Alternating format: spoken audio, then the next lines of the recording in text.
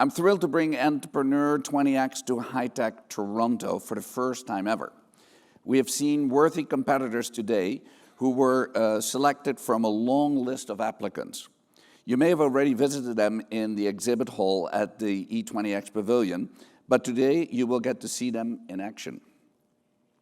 Before we get started with the main event, I would like to give a big thank you to this year's exclusive sponsor, Provision Partners. Their support helps us present the quality competition we will have today and this week. I would like to welcome David Chesler, President of Provision Partners. David.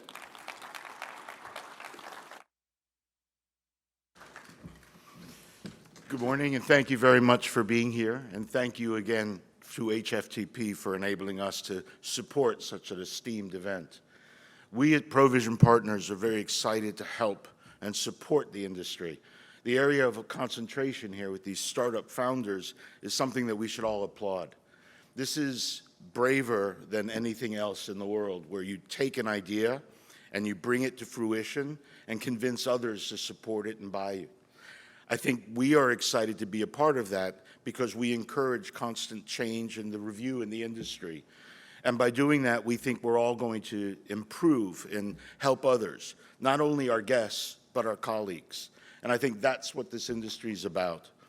So the excitement that I have being a sponsor as an organization and supporting these brilliant young entrepreneurs, mostly young, is that the opportunity for us to come together as an industry and to support each other is really what's critical right now. I sat at the booth and didn't see a lot of traffic yesterday with these young companies. And I walked through the hall and visited with a lot of our seniors here. And it was very interesting to hear the comments that we do want to see them and we do want to understand what they're doing now in the industry.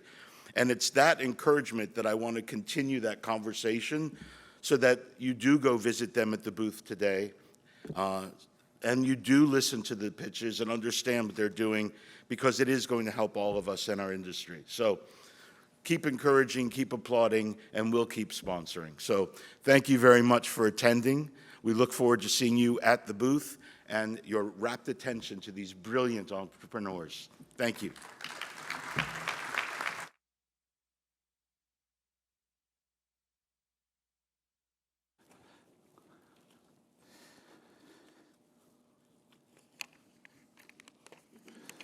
Thank you, David. E20X is a program that I have happily seen grow to be a success since it started 8 years ago at High-Tech in Austin. The competition was prepared in front of a panel of expert judges as well as an audience of High-Tech attendees. Today, we will also see pitches by some of the most innovative startups the hospitality industry has to offer. The eligibility for 20X is limited to ambitious hospitality technology startups. Prior to the competition, a selection committee reviewed all the applications, then selected the startups to compete here today. There are 2 awards for 20X, the Judges' Choice Award and the E20X People's Choice Award, which is an award that will be determined by you, our High-Tech attendees. Both will be presented at the end of the session. I would like to introduce our amazing judges this morning. First of all, Eric Morse, Executive Director of Ivy Business School. Thank you, Eric. Sherry Merrick, CEO of Aiken Street and inductee of the HFTP Hospitality Hall of Fame.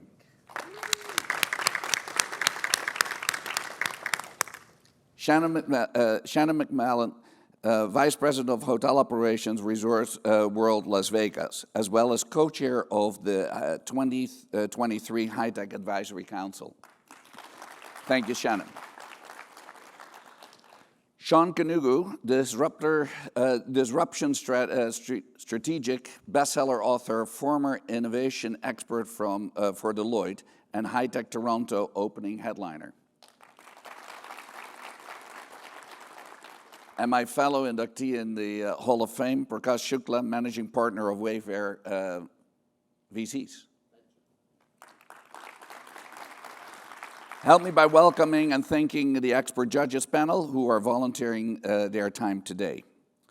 How the competition works. Each startup will have 4 minutes to pitch, followed by 4 minutes of the questions from our expert judges.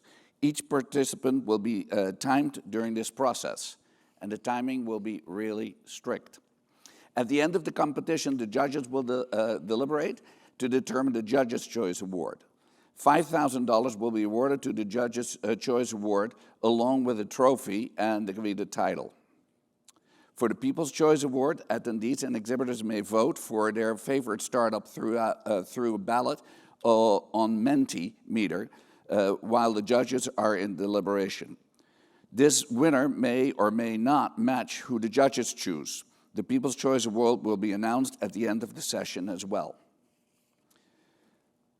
Attendees and exhibitors are encouraged to visit the startups during the high-tech in the E20X pavilions located in the exhibit hall. A word that Lyle always brings to the competition is that innovation is something that our industry really needs. And your support for young startups is something that is really required. And the best way to support them is by being honest, by being kind, but also help them. Because if you're an entrepreneur, if you have a vision, you go after that vision, and you're best helped by experience and by opinions from others if brought to you in a constructive way. These startups need our help. They need our support. So whatever you can do within your organizations, what you can do personally, reach out and help them. It's rewarding, and our industry is dependent on their success to move forward faster as we are far behind. Okay, are we ready for the pitches? Just a friendly reminder, please silence your devices. Each startup will have 4 minutes to pitch, followed by 4 minutes of Q&A from the judges. Please respect and courtesy during the competition as our startups compete for the Judges' Choice Award. Here we go. First up, please help me welcome our first startup, Effie, presented by Alex Lamott-Ubrechts. Alex. Good morning. No? Okay. Well, thanks for the opportunity to be here. Thanks, Michael, for the introduction. So we're a little bit special, and I'm very happy to tell you what we do. Is it possible to have slide timers? Okay. We all know that hotel tech is highly fragmented. We are all here because we realize there is a solution to this kind of issues, and we don't pretend we have the bulletproof solution to solve that. What we know and what we see in our organization, in our hotels, is that fragmentation leads to heavy manual work. And our job, really the job of AFI and the mission of AFI, is to automate as much as possible all of these manual tasks, repetitive tasks, boring tasks, in order for our colleagues in the industry to reconnect with their guests, reconnect with their colleagues, but also reconnect with their purpose. Why did they choose this industry in the first place? No one went to hotel school to be in front of a computer 8, 9, 10 hours a day, right? We are trying to solve this. Let's have not hotelier chained to their desk. So automation, you probably know already, it saves time, it saves money. Those are very tangible results, but it also allows everybody to stay way more focused on what they do, what their mission, what their job role is. We have some tangible results already. The company is about 1.5 years old. We almost had 40,000 hours given back to our clients in terms of time saved. But what we also find is they often leave money on the table by doing those manual works. So we also were able to return to them over $500,000 already. But what I take most pride of is the number of stories we have for our clients, how happy their team are when some of these stupid tasks, let's call them like that, are actually just going away. And because we know capital flow in hotels is difficult, CapEx can be really tricky, we came up with a very innovative business model where we do not ask hotels to invest from day one, right? No CapEx, no setup cost, monthly fees, and then returns immediately. Payback period is 0 day. Keeping your team happy is extremely important. Why? And congrats to Sean, because I think in his keynote a couple of days ago, he mentioned creating friction. We believe that creating friction is highly important. In order to do this, purposeful friction, let's call it like that, you need people to be available. Automate tasks means people are available. People available means better quality ratings. And we all know that better quality ratings is better ADR, better RevPAR. That's one of the reasons we do what we do. So those tasks are really well known, and you might recognize the process. It starts very simple, and it gets boring very quickly, to a point where hoteliers just say, help us out. So we do that in every possible department, and something a little bit special about us also is we are heavily employee-centric. We are talking to the back of house people. Sometimes they're a bit forgotten, right? We have a lot of automation out there for guests, the check-in, the checkout, upsell, all of this stuff. But who talks about automating tasks in revenue management, in finance, reconciliation, for example, in front office? And equally, because we have a lot of people in technology today, who talks about automating technology tasks in the hotels? And I'll give you an example of that right now. We develop an automation that checks user rights and licenses. It sounds very menial, benign, but how much money hotels leave on the table because their licenses are not aligned with who their employees are or their role? How many times do we hear hotels missing an audit because they do not have the right user rights? So let's skip a bit. Just to recap, we don't do upfront investments. We propose huge savings, and really, really our purpose is to make happy people in the hotel. Thank you very much. Oh, questions? That is amazing timing, Alex, at 1 second on the clock. Please, judges, go ahead. Alex, as an operator, I'm all about giving time back to be in front of the guests. But what I really want you to tell me, with it being a little bit of a crowded field out there with process efficiency, what sets you apart from the others that are in the field already? Yeah, so 2 things. The first one is our business model. I briefly talked about that. We do not ask hotels to spend a lot of time and money just to get us started. We do that immediately. A lot of companies are doing what we do, process automations, and the big companies are doing it. For example, Accenture has a big process automation practice. But how much time as a hotelier you're going to spend to tell Accenture what a cancellation process is? How much time are you going to tell them what a reconciliation between credit card payments and a PMS is? The first question they will tell you is, what's a PMS? We are from the hotel industry. I was head of IT in a couple of companies. Some of my colleagues were in operations, in revenue management. When a hotelier tells us, my process is this is where my pain is, we know exactly what that means. Because let's face it, we all have the same problems. It varies, some variations of it, but we all face the same issues. I hope that answers the question. Thank you. Thanks. Go ahead. Your pricing model, you mentioned one, no CapEx, a monthly fee, but you mentioned different departments, so reservations, finance. Is it same fee for no matter how many departments, or is it a fee per department? It's a fee per process, or sometimes a group of processes. It depends a little bit the structure and what we do. To give an example, we do a lot of cancellation processes. It's time-consuming to actually check payment, check policy. If the payment fails, follow up with the guest, and so on. Within that, we could assume there are different processes, but sometimes we bundle them into one, and then we basically say for this process, the subscription is that much. That gives us a lot of flexibility, because if a hotel, for example, change systems, change PMS, and they do not have an issue anymore because the new one automate, they can just send us an email, dear Rafi, we don't need this anymore. And I'm like, great, you solved your problem. I'm very happy for you. That's it, right? Yeah, I have one. Well, thanks. Listen. Thanks for mentioning me in the presentation. If anybody wants to mention me, I'm happy. Yes, points.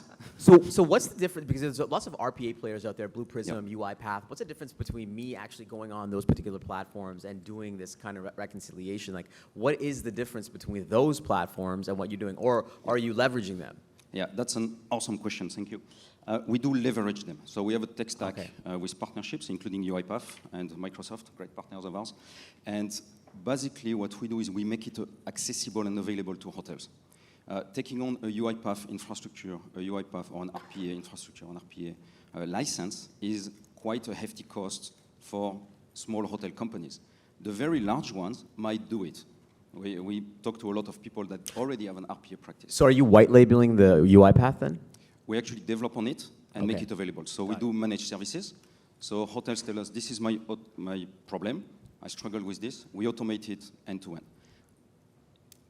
Often in the hospitality industry, we use RPA because legacy systems, but if APIs are available and we do a bit of AI as well, then we'll do that because it's more efficient. So it's not necessarily an RPA-only proposition. But really the idea is small hotel groups can access advanced automation technology because we make it available. A last quick question. Yeah, just say a little bit about your team and where do you see yourself in 5 years? Oh, our team is awesome because we come from hotels. So I'm very proud of that because when I was almost 15 years head of IT for different hotel companies in Hong Kong and in Europe. Unfortunately, the time is up and we have to be strict. Sorry, Prakash. Thank you, Alex. Thank you, Effie, for starting this competition off. Being the first one is always difficult. Arul Prakash, please come and introduce to us Buck Technology. Good luck. Okay, survey time. How many of you have lost money trying to cancel your hotel room bookings, be it storm, be it anything? Raise of hands. Okay. As per the industry numbers, there are at least about 15% of bookings actually are canceled. What if there was a way to avoid the money lost during cancellations? What if there was a way to help the traveler make it more flexible while also helping the hotel make some money out of it, right? And that's exactly what we're building at Book Technology. We're building a marketplace where people can resell their bookings instead of canceling and losing money out of it while making money for the hotels as well. So to think of it as StubHub for hotel room bookings, yeah? Who are we building this for? It's for an age segment of 25 to 35 Gen Z, but I believe the problems are very universal for everyone. You like to have flexibility in your travel. You don't want rigidity, right? Whereas the way that travel today works is, you have to plan your journey quite a lot. You have to plan for 3 months for a 3-day journey, right? And that lack of flexibility is something that pains this particular segment, and that's what we're trying to solve. We're building technology which is a distribution ecosystem and a resellable marketplace where travelers, travel agents, tour operators can actually resell their booking. And every time a booking is resold, the hotel whose room is being resold also gets a percentage out of that. So it's a win-win scenario for everyone in the chain. 81% of Gen Z want to travel more. And this is out of the surveys that came out of Amadeus. And this is a huge segment, right? Almost the top priority is around flexibility. And for any travel brand to not focus at such a large segment, which has the maximum wallet share percentage towards travel compared to any previous generation, is a risky proposition. We definitely need to look at this particular segment, and flexibility is a key criteria there. We believe that reselling of hotel rooms, while it looks like a very small user hack, user feature, can actually evolve into a completely new way of how user journeys are defined, how distribution happens, starting with travelers reselling their bookings, travel agents using it for distributing and trading among themselves, hotels using it for working capital and cash flow management, where they pre-sell their own bookings, rebuy them and resell them for a higher price, actually improving overall margin and revenue opportunities for the hotel itself. And the financial markets that can open because of this are immense. The way that it works is very simple. The same API that you today use for Expedia or Booking.com can be fed into our system, and we will be able to enable, as long as we have live inventory visibility, we will be able to enable resellability for all of those hotel rooms. From a hotel perspective, there is no cost involved, no technical upgrade, no setup cost, because all of these APIs already exist.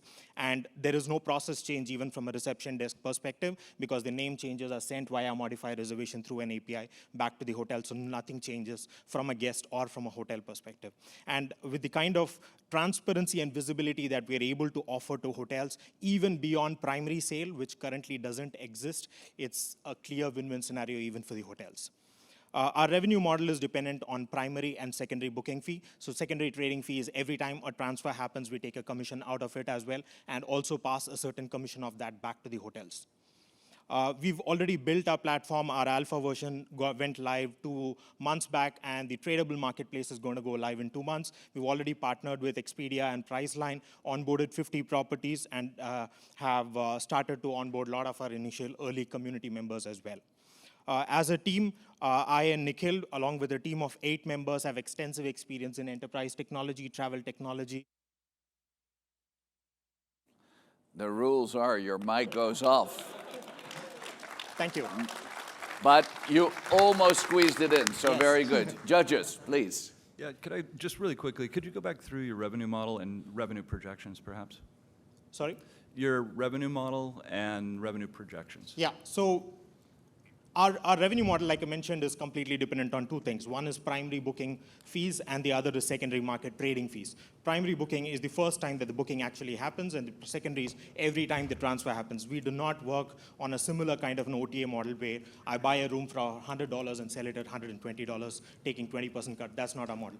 We are dependent for our revenues on the secondary market trading that happens.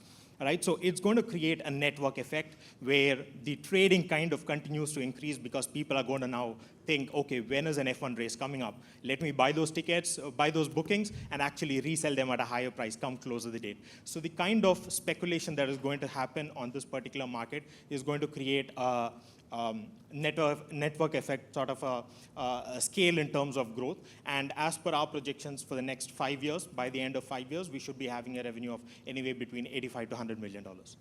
So next question is, first of all, I thought it was impressive. You didn't mention blockchain, Web3, NFTs, or crypto at all in this presentation, even though that's the back end. So Thank you. let's say I hold this NFT in my wallet, in my MetaMask wallet. There's that idea of like token-gated commerce where could somebody else, like a restaurant, say, hey, he's coming to, I can see his wallet, he's coming to Of course. Maldives. Of course. So, I mean, think of this as an identity. So what we call in our system as proof of stay. The moment you have a booking, you can associate a lot of information. Does this person like beach properties? Does he like hotel properties? Can I associate my blockchain loyalty rewards along with a hotel booking? Can I give him a digital pass that he visited our property or visited this particular airport? There are a lot of opportunities in terms of what you can do, and obviously marketing as well. Arul, great presentation. Thank you. Who's your competition?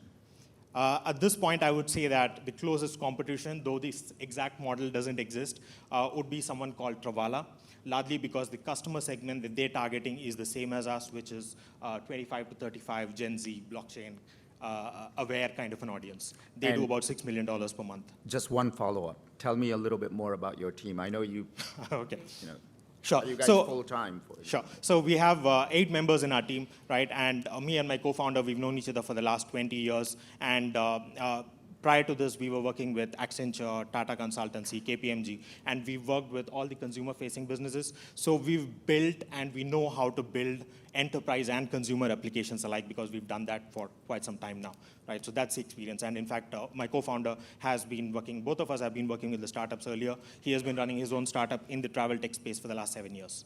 So all the integration knowledge is intact. Thanks. No questions? Okay, then I'll follow up with Okay. another one. So which blockchain are you using? Polygon. Polygon? Yeah. Okay, great. Judges, any? So- Sure. Yeah, and overall for the hotel, is there any change for them? Because you're using, you said the Expedia API, so there's no change for operations? Sorry, With your technology, is there any change for operations? Do they have to do anything different? Because the data just will flow. So Okay. even Expedia already does perform via the affiliate network. They enable something called as a soft change, which is a name change, right? So we can technically be able to pass a name change. Because what you need is when the trading happens, the first person who's buying it is not the last person who is staying. So 48 hours before the check-in, we freeze all tradability and we send the name of the last person who is holding that booking back to the hotel. Oh, that was my last question. Yeah. So you can't change 48 hours before? No. You have to keep? Okay. I mean, it's not a system constraint, it's a hotel constraint because different hotels have different processes. Right, I was going to ask about legal requirements Yeah. because We can do it passports- within 1 hour also, but some hotels like to call the guest and confirm Arul, 3 days prior and so on. Unfortunately, it's time, and we have to be very strict. Thank you so much. Please Buck Technologies. Arul, thank you. Next one up is Roberto Petoruti. I hope I pronounced it halfway decent, with E.Tip. Go ahead. That's a first. All right, I like that. It's my turn to battle the clock. All right, so I'd like to start, if I may, with a rhetorical question, which is, what is one of hospitality's largest challenges? Something that's been pointed to by numerous academic and research institutions. That difficulty is none other than attracting, retaining, motivating, and increasing the hourly wages of team members. So much so that every year, turnover costs and turnover rates skyrocket to as high as 80%. But the reason behind this difficulty is what we call the cash crisis, or the steady decline of cash transactions like tips that have decreased discretionary income and lowered motivation for millions of hospitality staff members. The cash crisis in numbers has hit hospitality hard. Every year, there's a $6.7 billion of decline of cash tips. It's created lower earnings and decreased morale for millions of hospitality staff, and of course, rampant and heightened turnover costs for employers like general managers at hotels. Our solution, of course, is hospitality's leading robust, appless, cashless, and contact-free tipping and review platform. All a guest has to do to leave a tip and a review is access a link via something like a QR code, leave a custom tip amount, pay with a custom payment method, leave a nuanced rating and review. In less than a 10-second workflow, the process is as simple as point or tap to tip, and E-Tip is customizable to fit the style and brand of various types of properties, from limited service Best Westerns to full service resorts, as you can see in these mock-ups way over yonder. The global brands we also work with have standardized the E-Tip collateral to make implementation across different portfolios very seamless. And what's very important, given the tipping fatigue that's out here, built-in collateral that is tasteful and non-solicitous for the guest. Employees, of course, can view and manage their own tips on a browser-friendly, web-based application to on-demand disperse tips to themselves, view high-level analytics, and really control their own finances. And employers can really control all aspects of their E-Tip accounts, including viewing property and portfolio performance, flexibly managing team assignments, custom implementations like pooled and individuals. And then, of course, bettering the engagement loop for everyone is that guests can obtain points they could redeem for cash rewards, thanks to our network partnerships with Visa and American Express, upon leaving generous tip for guests. What's so amazing about our journey so far has been our traction. We've been deployed across thousands of properties across the US and globally, the logos of which you can see here, and been exclusive partners of Visa and American Express to facilitate on-demand tip disbursements. In the case of Amex, servicing Amex's merchant client network across the country, across the US rather, we're not in Kansas anymore, and the world pretty soon. Benefits that staff love range between an increase in hourly earnings, an increase in average tip size and tip frequency, and of course, managers really love us because of the thousands of dollars a month on savings on tedious tip allocations and disbursements, as well as the increase in staff retention every month. Beyond these ROIs, though, our network partners and our compliant banking architecture make us the most powerful tip facilitator to basically hygienically move money from guests all the way directly to staff members or to payroll, and of course the heavy investments in cybersecurity and privacy as well. So we're on track to becoming hospitality's de facto digital payments and financial platform, but that's not where our vision ends. We hope to provide workplace tools for managers to better attract, retain, and motivate their staff members, and of course, financial services to help staff members do more with their tips, including micro-investing, accessing debit accounts for unpaid and thinly banked options, and of course, portable IRA accounts for financial savings. Thank you so much. You made it in time. Thank you. Perfect. Thank you so much, Robert. Judges.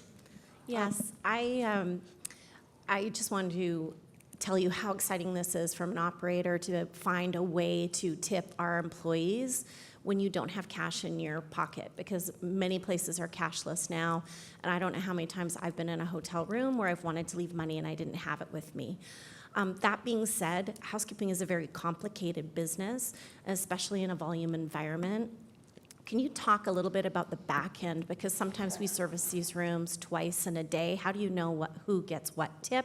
And how do you remove the manual tracking of who was in which room in order for it to be seamless for the operation? It's a very good question, something that actually differentiates eTip from the plethora of this emerging market. Obviously, it's becoming much more ubiquitous across the industry. We're able to allocate tips across hours, shifts, room assignments by working with third-party systems like Hot Sauce or Opti Solutions to basically automatically ingest the necessary data to make sure that tips are allocated fairly, but also taking into account those really complex edge cases, right?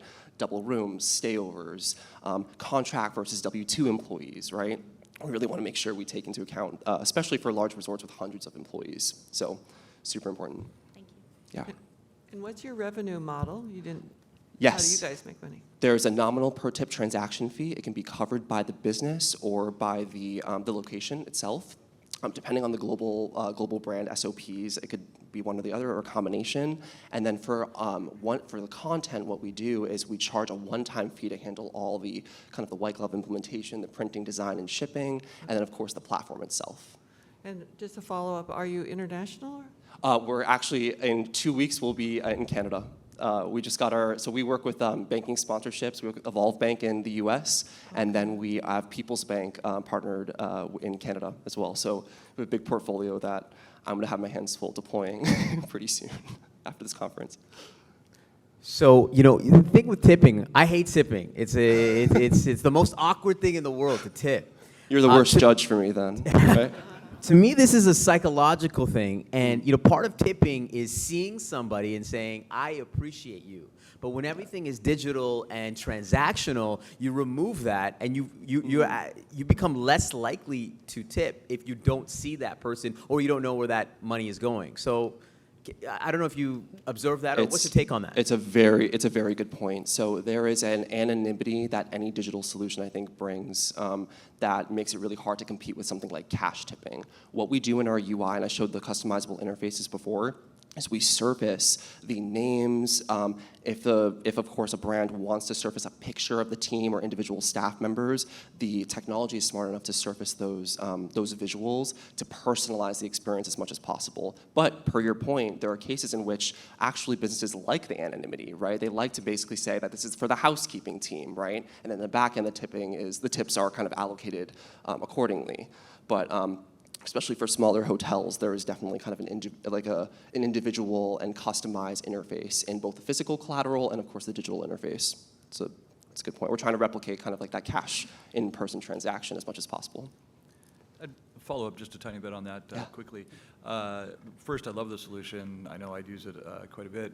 But we're also seeing more and more kind of tip fatigue coming out and seeing that reported on and whatnot. Are you seeing that? How do you respond? It's such a good point. So I think that the world is like subject to rampant tipping fatigue. What we do is we surface touch points in which staff members want to leave tips for like housekeepers, for example, but don't have the digital means to. This is something they already want to do.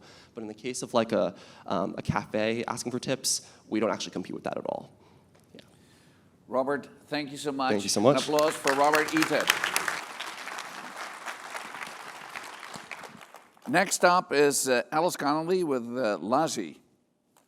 Alice, good luck.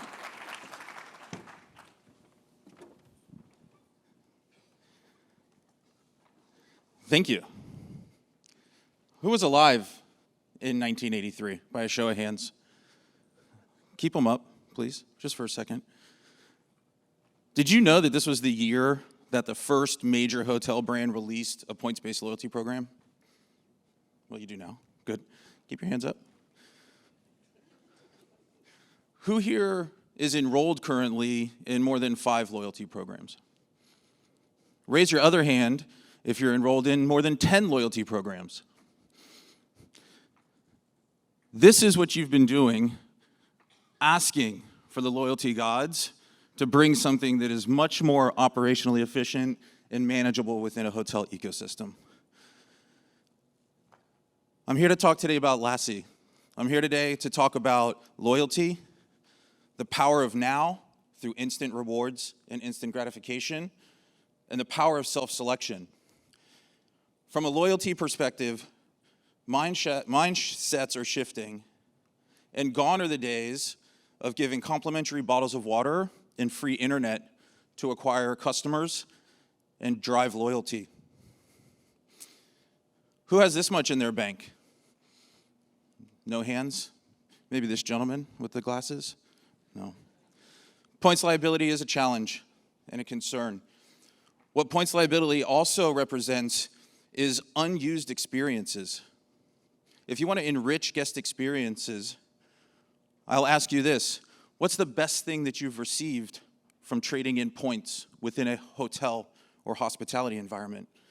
Most of you will most likely answer, it was a free night stay, but that's about it. Now, that's shifting and changing, and we think that's because of the mindset of creating more enriched guest experiences and bringing more validity to travel. And as you see, millennials and Gen Z, although I'm just beyond that, thank you for someone calling that out, the older participant on the panel today. We believe that providing instant gratification to help drive multiple behaviors within a loyalty ecosystem is the future of loyalty. Now, traditional loyalty, as we've all seen, and I'm guaranteeing that most of us are reading industry publications, post-COVID, massive points-based programs keep moving the goalposts. And you can't go 2 weeks without some major loyalty strategy shifting their concept, redemptions, when things earn, when things burn. Now, what Lassie does is we're an instant reward platform that sits on top of a merchant network that provides opportunities to drive great enriched experience, whether it's pre-booking in order to acquire customers, whether it's in booking to drive ancillary spend across multiple units within the property, or it's post-booking in order to bring people back. Now, when you give travelers the opportunities to select instant gratifying rewards across these 3 phases of your travel, you are garnering and ingesting a ton of data points about these folks. So when you talk about understanding the disruptive gentleman enjoys wearing vests and going to Toronto and scuba diving, right? We now have a profile that we can push back from an audience building perspective back into our CRM partners so that they level different levels of segmentation to dip back into our network to pull rewards that we know are going to resonate with him. That touches a little bit of the machine learning and personalization of AI that we're using today at Lassie. We sit in the middle of this infrastructure, we call it the spaghetti web of travel, that talks about how do we connect. It is terrible, but your 4 minutes are up. Yeah, fantastic. Thank you. Thank you. You got us scared a little bit when you started with the 83 and hands up, where some of us that started to go scary which way you were going. Yeah. Judges, please. I tried. Thank you. Can you touch briefly on your revenue model? How do you make money? Yeah, thank you. So we are a per room, per month model and a per reward delivered cost model. Is there upfront costs? The per room per month is SaaS, upfront monthly, and per reward is on delivery. Lots of competitors in this space. How are you, how does the AI really differentiate for you? So I believe that the AI differentiates us. We talk about kind of reducing mundane tasks. I think for us, it's about creating a personalized selection of reward content that is going to help drive an experience. So as an example, if we know that you're traveling to Toronto and we know you're staying in a certain room type and we know you're here for this type of season, we might be able to pull in different merchants that are going to align to that type of trip. And we're using that from pulling data from your IP address. We're pulling data from the CRM. We're pulling data from all of the CRSs that we're integrated to. So we have a lot of data points that we ingest in order to help create personalized reward selected content. And that's where our AI engine sits. So you mentioned the old school way was giving people tiers and status, but part of the charm of a loyalty program is having status, is saying I have something that you don't have, and it's a great it's a great customer acquisition tool because people are like, hey, by the way, I have this Lassie. So to me, like, how are you going to convince and persuade customers to pick this solution? Yeah, so from the hotel operator side or from the guest side? From the guest side. Yeah, so from the guest side, there's a lot of different ways. So first-party acquisition is a major strategy that's rampant in hospitality right now. So again, signing into a traditional points-based or tiered loyalty program is going to give you a member rate strategy, is going to give you some level of benefits. Maybe you can check in through a different line that's always going to be filled with people, most likely. What Lassie does is we create that instant reward or that instantly gratifying moment where even for you to enroll into our program or to a Lassie program as a guest, you're going to have something immediately that you'll be able to use, even if you don't stay at the property. That could be a myriad of things across magazine subscriptions, special, as we mentioned, we also support the special rates and some of the typical hotel strategies because hoteliers have a hard time getting out of what everybody's been doing for a very long time. I think we hinted towards that at the beginning. So we do continue to help support that. But there's also a ton of different instant reward type of opportunities to get people to acquire, to get people to book direct, to get people to drive ancillaries within your property, and then also get them to reconnect and come back and book again. What's been the traction so far? I'm sorry? What's been the traction so far? Yeah, so currently we have 2,000 properties on the Lassie portfolio, and that number will double before the end of this year. I'm sorry, do I register with your program, or does the hotel use So your? we are a fully white-labeled solution that supports on behalf of the hotel. So we work in both groups as well as independent properties. So if I'm visiting one property and they use Lassie, but I go to the sister property, they may not be using it. Because it's not, just because I'm signed up, I can't use it at another property. If you're a part of the same group that has an overarching loyalty strategy, then yes, you can. But no, we are not a networked of multiple properties. So we are not in the game of sending people out to another network of properties when you've already acquired that guest to get onto your website. We want to keep you in that ecosystem. Well, Alice, thank you. Lazy. Thank you. Appreciate it. So let's welcome on stage the fifth startup, Kabir Maika with Passive Bolt. Kabir, good luck.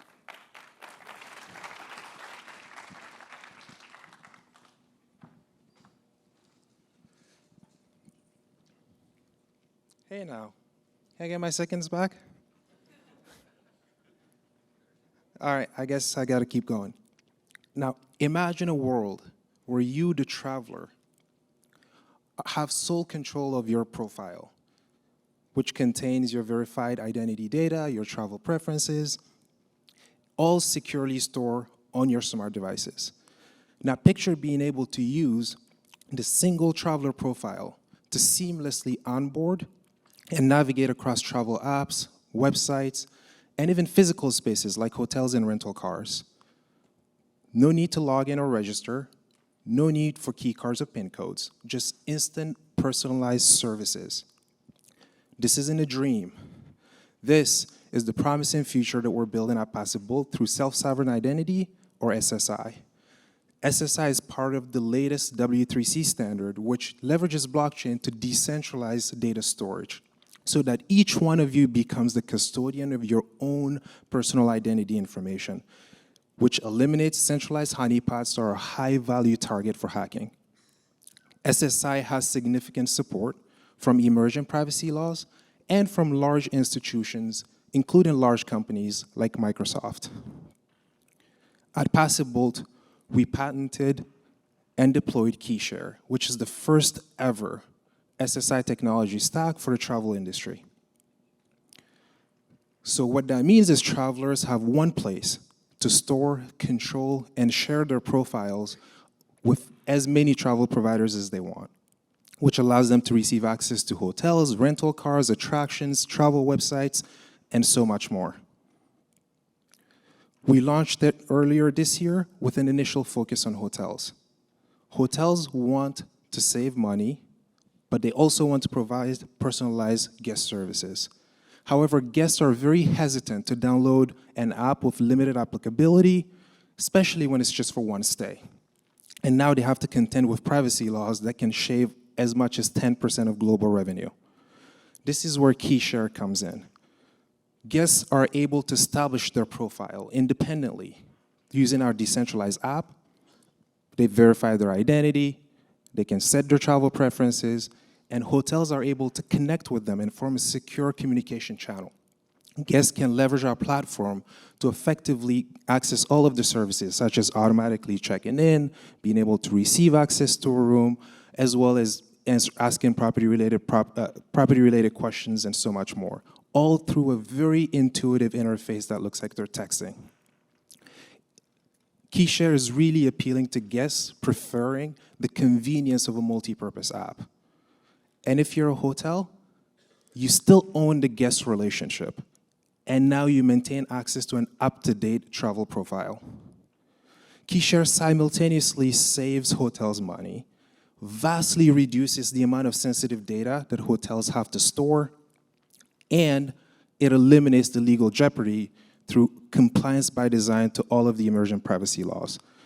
We're integrating with all the key players in the industry, from locks to PMS, to make it seamlessly integrated in existing hotel operations.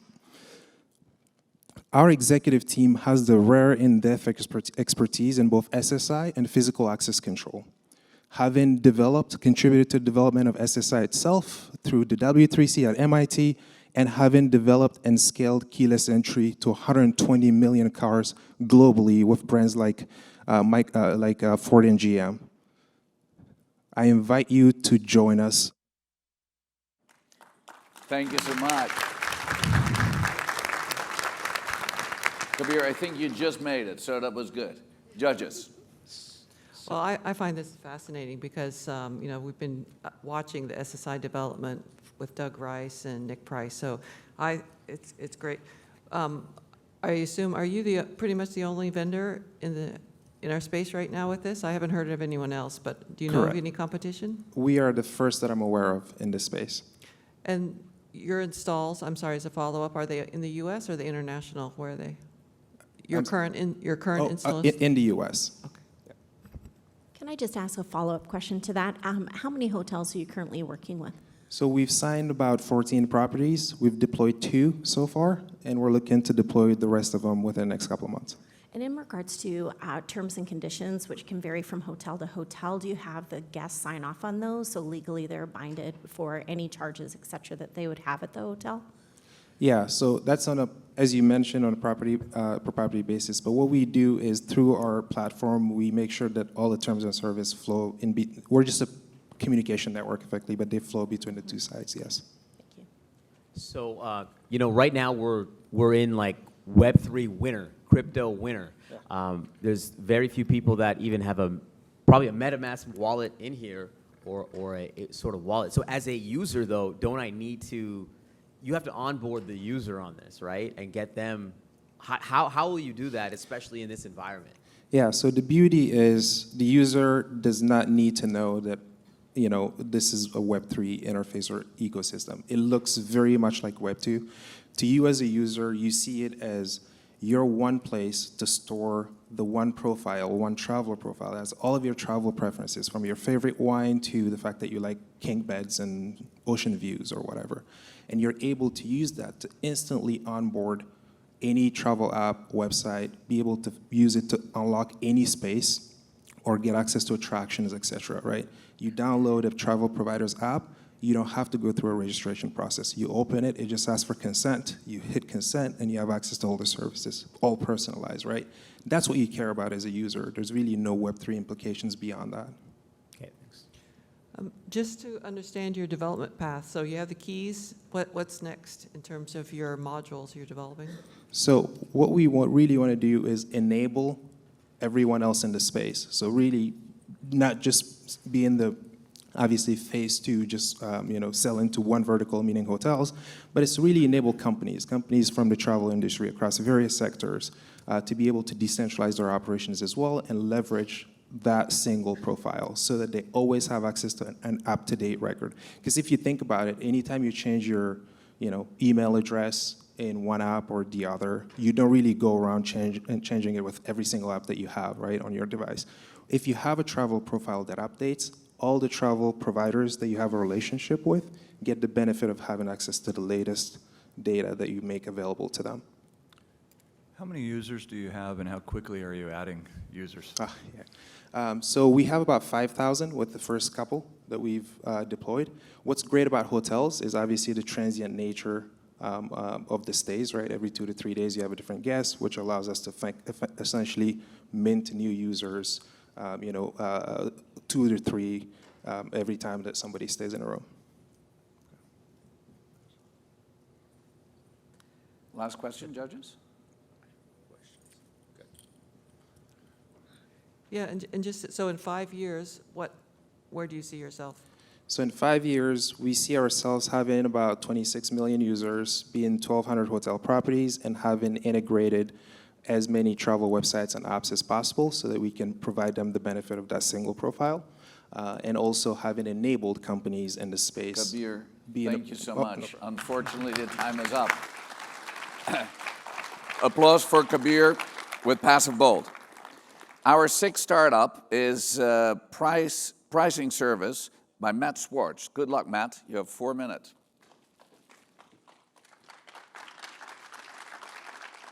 Our company started over dinner. A few years ago, we had the opportunity to go out to dinner at the Black Shirt Brewing Company in Denver, Colorado, with an executive from a leading property management system company. The topic of dinner that night, revenue management, and specifically, what portion of the independent hotels on their PMS platform had a revenue management system attached to the PMS. As it turns out, very few.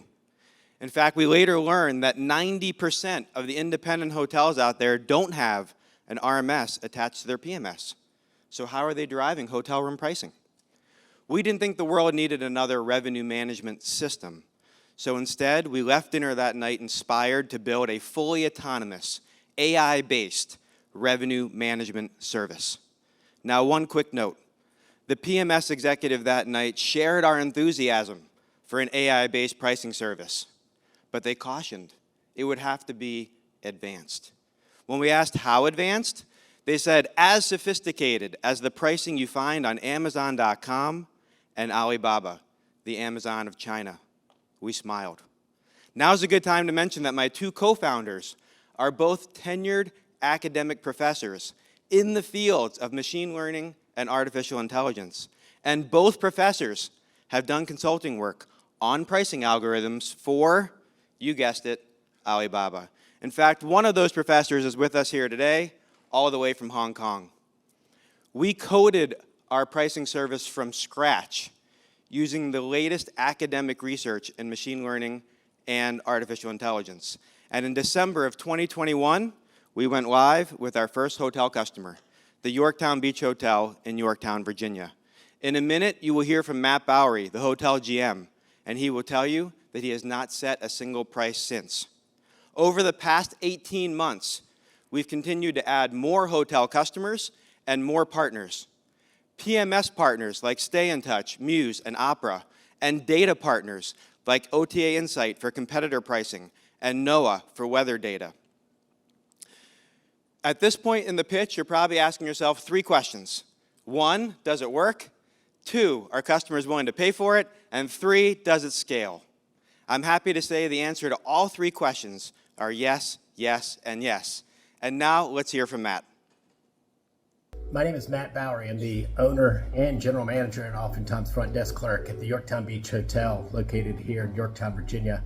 And I just wanted to provide my experience with pricing service AI. They have been just fantastic group to work with. I can't tell you how much more efficient I feel like I am with my time. Alleviates having to spend the hours a week that I was working on rates to make sure that we were capturing all of the future dates, the specific dates, as well as just demand that was changing. So I highly recommend the service and look forward to working with them for many years to come. Now, we know our pricing service works. You just heard from Matt that it works for him. But let's end our pitch today by asking the definitive AI expert what she thinks. ChatGPT, what role will AI play in hotel revenue management? And as a follow-on question, ChatGPT, do you see a future where AI powers fully autonomous hotel room pricing?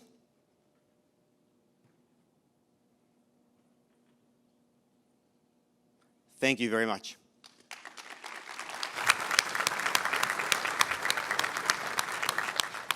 Fantastic timing, Matt. 1 second left on the clock. I waited to the very end, just for dramatic effect. AI time. Judges, please.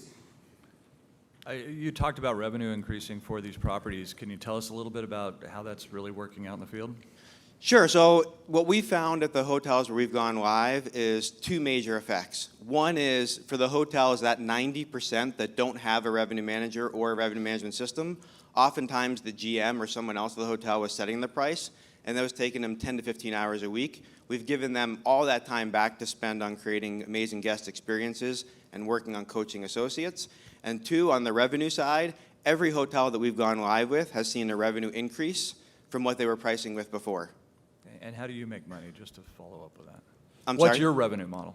Our revenue model is $1 per room per month, and we have no upfront costs, no implementation costs. If a hotel that we meet on the show floor said, hey, Matt, we have a 90-day free trial, so anyone who wants to go to info@pricingservice.ai, you can sign up for a 90-day free trial. If someone came to us and said, hey, we're on one of your PMS platforms, we want to try it out, we connect with that PMS platform, usually within 48 hours, and we're up and running. It's a very simple onboarding process. We want to know if there's any special days, if there's a price for, room type hierarchies, very simple questions, and we're up and going. And the math is extremely scalable. One of the professors wrote the pricing algorithm, or much of it, for Didi, the Uber of China, and so the pricing had to work in 1.5 seconds. So all of our algorithms run in milliseconds. So Matt, talk to me about special events, and sometimes things in markets can drop in like a year down the road, and tell me how nimble the program is. Yeah, so as I mentioned earlier, we take into consideration thousands of variables. There's over 10,000 that the models consider, weather being one, events and sporting events. And take events to that example. Let's say that Taylor Swift were to announce that she's going to add a third day somewhere. And let's say she makes that announcement at midnight. Most revenue managers are asleep. Most revenue management systems aren't set to adjust that way. Our system is going in every few hours and automatically resetting prices for every room type for the next 365 days. We will see that demand signal and automatically reprice. And we're also working on pulling in external event data through an API, another partner that's not announced yet, and that'll pull in some of that event data as well. But for example, in Denver, Colorado, where I'm from, when the Nuggets made the playoffs, yay Nuggets, we immediately saw a spike. You know, and in Vegas, where you're from, Shannon, when the Vegas Knights made it to the NHL Stanley Cup, you know, you immediately see a spike, and oftentimes the systems and the people aren't there to react. Our system it never sleeps, never calls in sick, never goes on vacation. It's always there 24/7, looking on your behalf. So, yeah, Matt, can you just elaborate a little bit on your data acquisition strategy to train the models? Yeah, so our model's been running, like I said, live since December of 21. It works in two forms. One, on the micro hotel specific level, but two, macro across all the hotels in the platform, which are anonymized, so it's seeing that way. And if you look at the data that's coming in, I mentioned we partner with OTA Insight, so if you have a comp set, whether you're an OTA Insight customer or not, we can pull in your comp set data. We already pull in all the weather, forecast, and historical. We pull in event data on both, like I said, concerts, festivals, et cetera, as well as sporting event data. And then you can put in any special days that you want. So for example, in Yorktown, there's a day called Yorktown Day that commemorates that day in the fall.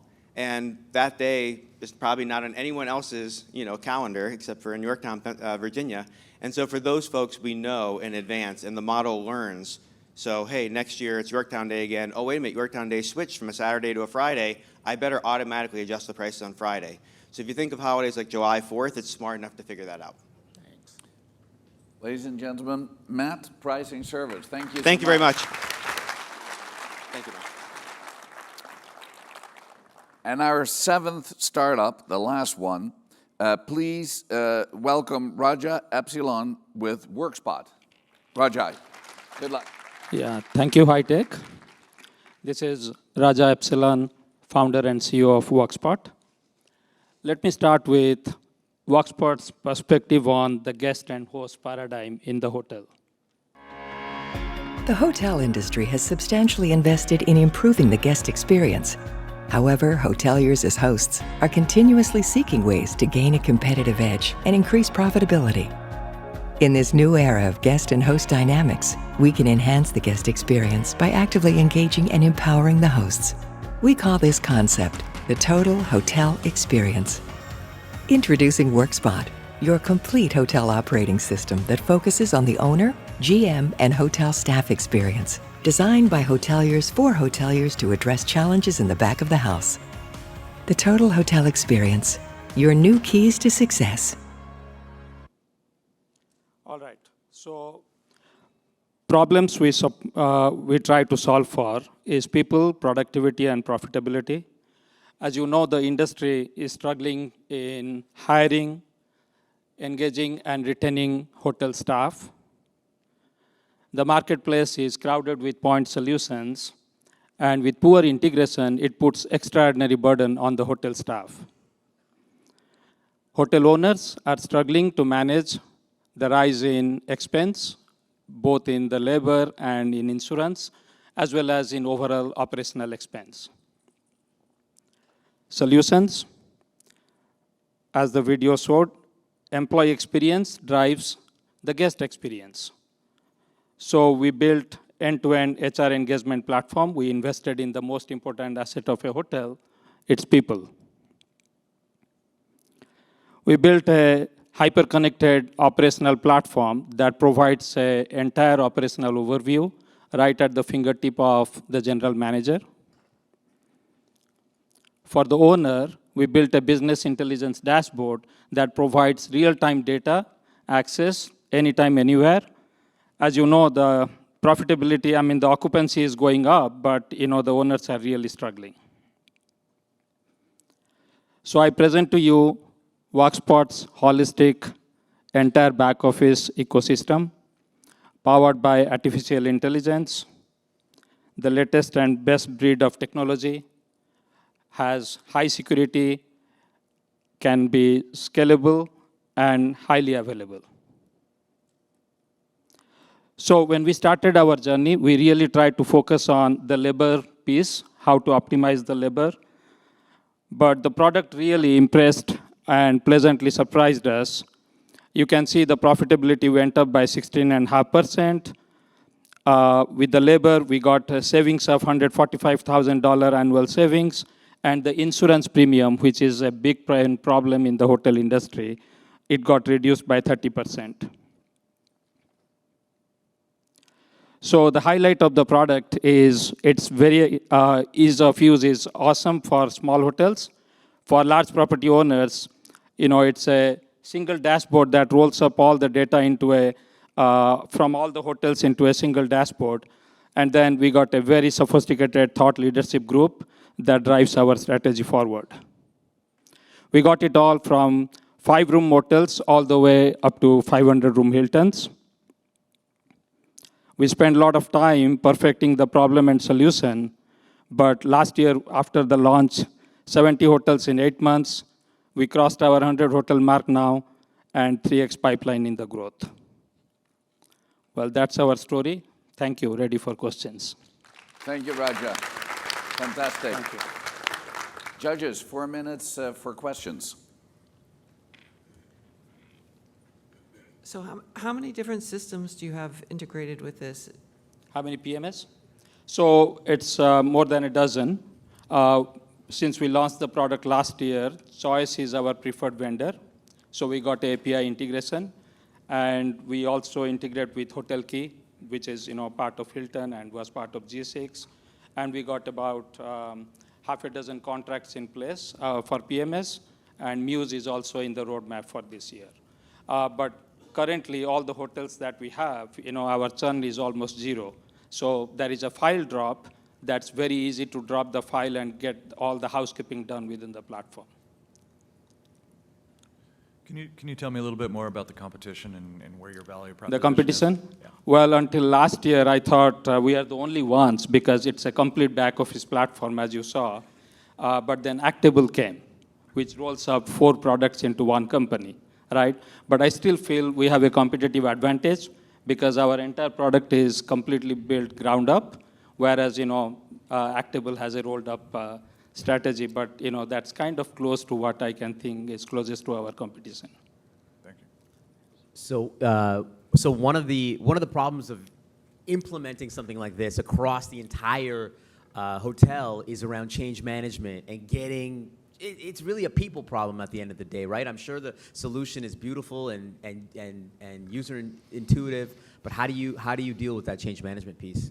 Well, we got a very sophisticated onboarding system, and part of the product, I think the slide was very crowded where you saw the entire back office platform. There is a training management module in the product itself. So the minute we onboard a hotel, it actually tells them exactly how to use the product, and the video and training and quizzes are all rendered on the smartphone.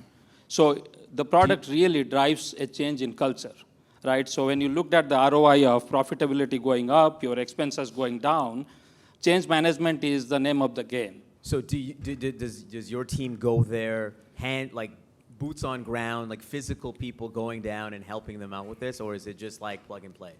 Well, the first hotel we started the company in 2017.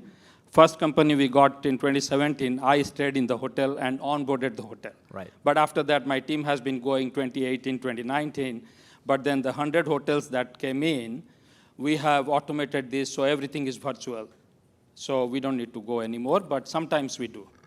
How long does it take to onboard a property? So depending on the size of the hotel, small hotels, 2 days, mid-size, 5 days, large hotels like the Hilton's 500-room hotels can be 10 days. Okay, that's the onboarding, but then there is time to value, which takes a little longer. And how big is your company? How many people? How big? About 30 staff, but what you saw until last year is plainly an engineering and product company. We just started to bootstrap our business development. So looking for great marketing and sales guys, so yeah, you can always ping me. How have you funded so far? Sorry? How have you funded the company so far? Funded, so you saw the video, it's built by hoteliers. So when I pieced the idea, how do we manage the labor in the hotel? So a bunch of hoteliers started to pitch in, and it's kind of a crowdfunding model with a lot of hoteliers funding so far. But I think we have come to the right inflection point, looking for more smart investment at this point.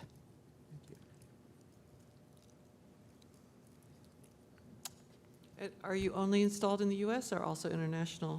Well, luckily we got one outside US because they said this is the best document management platform you have. So it's in Aruba, large hotel. It's a good story for us. So we will travel outside US for sure, but right now it's all in US. Raja, unfortunately it's time. Thank you so much. Raja with words. Thank you, thank you. Thank you. Well, innovation. It is incredible and vibrant, and I feel the energy in the room after these presentations. And when I said this is the future, this is really the future. They need support, but what an incredible ideas. So again, Alex Affey, Arul with Buck Technology, Robert with eTip, Alice with Lacey, Kabir with Passive Bolt, Matt, Price Service, and Raja with WorkSpot. Thank you so much for your presentations this morning. So now it is up to the judges for one award and up to all of you for the other award. So judges, please get to it, and on screen will be the information how to vote for the audience. I want to take this time to, again, share our appreciation and thanks. Please, thank the E20X participants, the sponsors, as special provision partners. The 7, thank you.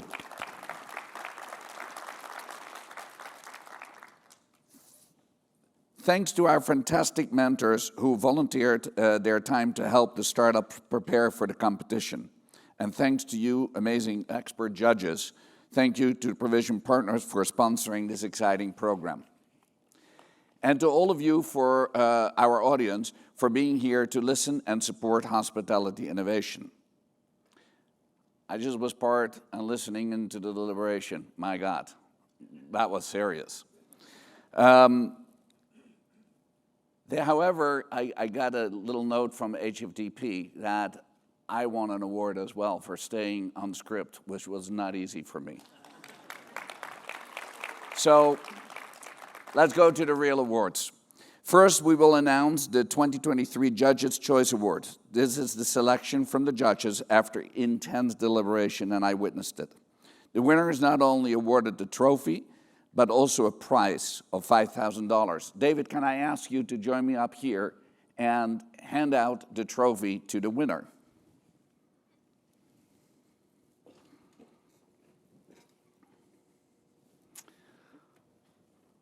Without further ado, Kabir Passive Bold, congratulations.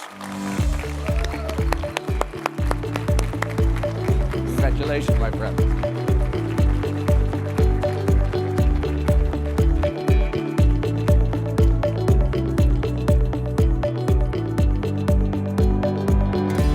Congratulations.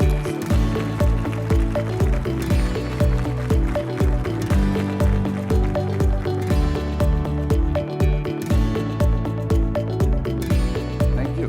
And the check is yours. Tried to cash that one. Stay safe.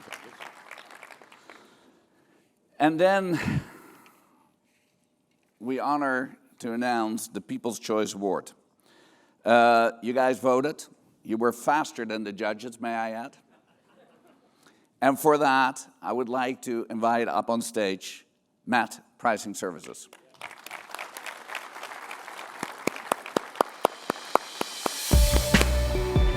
Congratulations. Go to the center.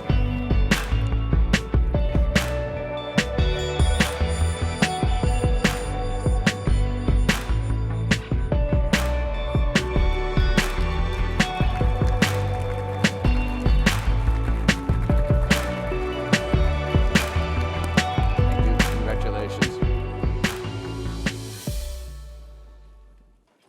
Well, thank you for attending this edition of E20X. Lyle, thanks for inspiring us. Congratulations to the winners, but also to all that presented here, because I believe that your ideas are worthy living and then some. So please do not get down on not winning today, because in my opinion, you did. Congratulations to all of you. Please go and visit them at the exhibit hall in the pavilion of E20X. Thank you, enjoy the show, and till next year.